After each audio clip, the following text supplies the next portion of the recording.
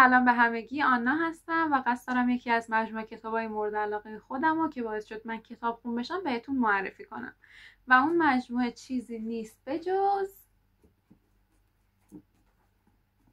مجموعه ملکه سرخ نوشته ویکتوریا اویارد. خب اول یه خلاصه از کتاب بهتون میگم و بعد نظرم راجع به کتاب. دنیایی تصور کنید که توی اون مردم به دو دسته تقسیم میشن، اونایی که خونشون سرخ رنگه و اونایی که خونشون نقره‌ای رنگه. اونایی که خونشون نقره‌ای رنگه خاندان سلطنتی و اشراف‌زادهان و اونایی که خونشون سرخن عامه مردمن. افرادی که خون نقره‌ای دارن به چندین خاندان تبدیل میشن با قدرت‌های متفاوت. مثلا خاندان سلطنتی توانایی در واقع کنترل آتش رو دارن، یک سری خاندان‌هایی رو داریم که توانایی کنترل آهن رو دارن، یه سری دیگه آب و امثاله. حالا شخصیت اصلی ما یه دختر 17 ساله است که خونش سرخ رنگه. و اینم بهتون بگم، اینو باید اضافه کنم که در واقع ما دنیایی رو داریم که حکومتش حکومت خوبی نیست و اینکه با سرخ رنگ ها که عامه مردم باشن خیلی بد رفتاری میشه، خیلی در حقشون ظلم میشه. اگه به سن 18 سالگی برسن و شغلی نداشته باشن باید به اجبار به جنگ برن و حالا کارهای دیگه، ظلمای دیگه که به افراد میکنن. حالا شخصیت اصلی ما که اسمش مر هست با پدر و مادر و خواهری زندگی میکنه. 3 برادر بزرگترش به جنگ فرستاده شدن و خودش هم برای امرار معاش دزدی میکنه. در نتیجه وقتی به سن 18 سالگی برسه چاره جز این که به جنگ بره نداره. حالا یه شب که داشته طبق معمول کارشو میکرده، داشته جیب بری میکرده، با یه فردی آشنا میشه. یعنی که سعی داشته جیب اون فرد رو بزنه، اون فرد مچش رو میگیره و حالا با هم آشنا میشن. اونم یه پسریه تقریبا همسن و سال خودش، 2-3 سال بزرگتر، و مر داستان زندگیشو براش تعریف میکنه که داره دزدی میکنه و مجبوره به خاطر نداشتن شغل در واقع راهی جنگ بشه. میگذره و فرداش میان دنبال مر و مر رو به قصر میبرن برای اینکه اونجا کار کنه.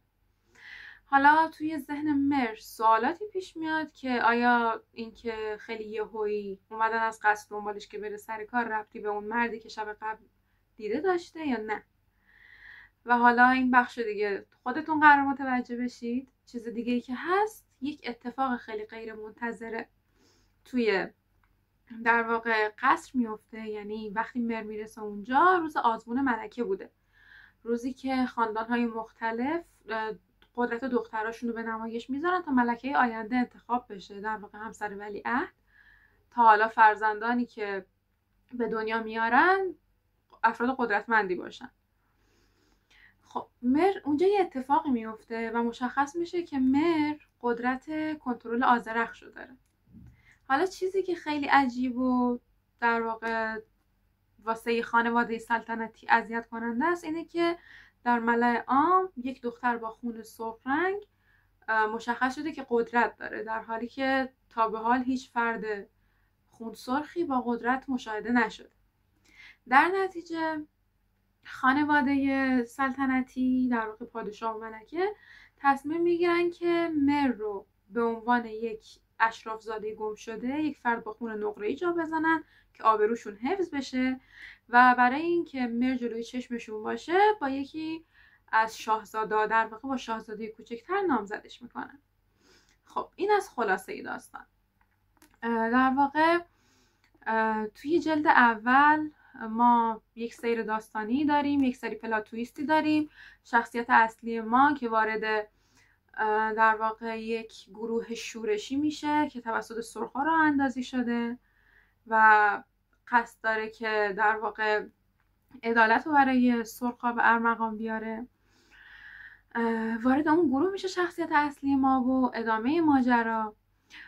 توی جلد اول یکی از جذاب‌ترین جلدهای این مجموعه است و اصلا خسته کننده نبود، حداقل برای من. با این وجود وقتی وارد جلد دوم میشیم که در واقع یه جورایی جلد دوم کند میشه نسبت به جلد اول و خوندنش تا از میانه داستان سخت‌تر میشه. با این وجود میخوام بهتون بگم که در انتهای داستان یه اتفاق خیلی مهم میفته و دوباره اون هیجان رو برمیگردونه و جلد سوم هم همچنان یکی از بهترین جلدهای این مجموعه است و من خیلی دوستش داشتم. پس میخوام بهتون بگم که این فرصت رو بدید، جلد دوم ناامیدتون نکنه، توی جلد سوم کاملا جبران میکنه این قضیه رو. و در نهایت داستان با جلد 4 میشه گفت که به پایان میرسه. الان بهتون دقیقا میگم که چطوری میشه. این 4 تا جلد اصلی مجموعه بودن. ما 3 تا جلد فرعی هم داریم. اولیش آواز ملکه است که راجع به یکی از شخصیت‌های داستانه که در واقع مرده و یک ربطی این شخصیت به یکی از شخصیت‌های اصلی ما داره که بعد از جلد اول میتونید این کتاب رو بخونید. یعنی کتاب کوتاهی هم هست. یک سری اطلاعات راجع به چند تا از شخصیت‌هایی که در گذشته زندگی می‌کردن بهمون میده. خوندنش رو پیشنهاد میکنم بهتون، یعنی با نخوندنش هم ضرر نکردید، ولی خب پیشینه بهتری راجع به شخصیت‌های حالا قدیمی تر خواهید داشت. و اما یک جلد فرعی دیگه هم داریم که زخم‌های فولادین اونم اسمش، اونم باز راجع به شخصیت‌های فرعی داستانه. من خودم اونو نخوندمش ولی میدونم که مثلا داستانش رو میدونم و میدونم که با خوندن یا نخوندنش ضرری نمی‌کنید. یعنی اینکه خوندنش باز یه سری اطلاعات اضافه بهتون میده ولی نخوندنش هم ضربه‌ای به خوندن داستان وارد نمی‌کنه. ولی آخرین جلد فرعی ما تاج شکسته به این صورته که شما تا میانه یک کتاب در واقع یک پیشینه از تاریخ این سرزمین بهتون میده، راجع به یک سری از شخصیت‌های فرعی صحبت میکنه، ولی از میانه دومش یا یه جورایی از 1/3 آخر کتاب به ادامه جلد 4 میپردازه. یعنی من واقعا از خوندن این جلد خوشحالم. اوایلش حوصله‌مو سر برد، دروغ نمیگم، یک سری نکات تاریخی درباره سرزمینشون میگفت، ولی اون بخشی که مربوط شد به در واقع ادامه جلد 4 واقعا برای من لذت بخش بود، چون همونطور که گفتم این مجموعه منو کتاب خون کرد و در واقع خوندن این یکی کتاب برام مثل خداحافظی با شخصیت ها بود و برای من به شخص خیلی لذت بخش بود.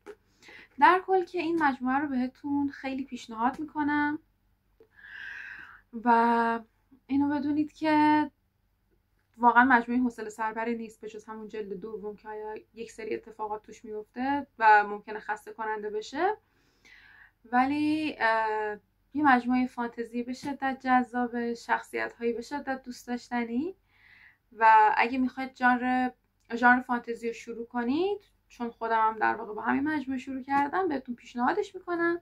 یک سریال ازش تایید شده. اینم بگم که توسط نشر تندیس ترجمه و چاپ شده و مترجمش هم محمد صالح نورانی زاده هستش. خلاصه که امیدوارم این مجموعه رو بخونید، ازش لذت ببرید. اگه خوندینش لطفا نظرتون با من به اشتراک بذارید و بگید که در واقع با نظراتی که من دادم موافق هستید یا نه. مرسی که تماشا کردید.